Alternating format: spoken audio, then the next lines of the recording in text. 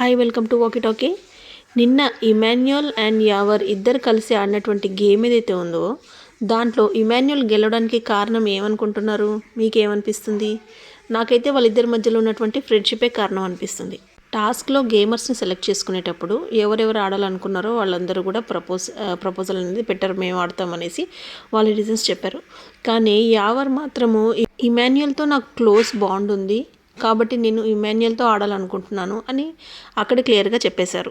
Game start అయ్యాక కూడా Emmanuel complete చేసేంత వరకు Yawar even half of the puzzles కూడా ఫిక్స్ చేయలేదు. కోర్స్ అది కొంచెం కాంప్లెక్స్ పజిల్ గేమే, కానీ ఇమాన్యుయల్ గేమ్ కంప్లీట్ చేసినాక కూడా Yawar he did not try to complete the game and మిగిలిన టీమ్మేట్స్ వచ్చేసేసి వాటిని పెట్టడం చేశారనమాట. సో ఇక్కడ మనకు క్లియర్గా అర్థమవుతుంది యావర్ మన ఇమాన్యుయల్ గెలిపించడానికే వచ్చాడు అని. ఇమ్ము బాండ్ అలా ఉంటుంది మరి.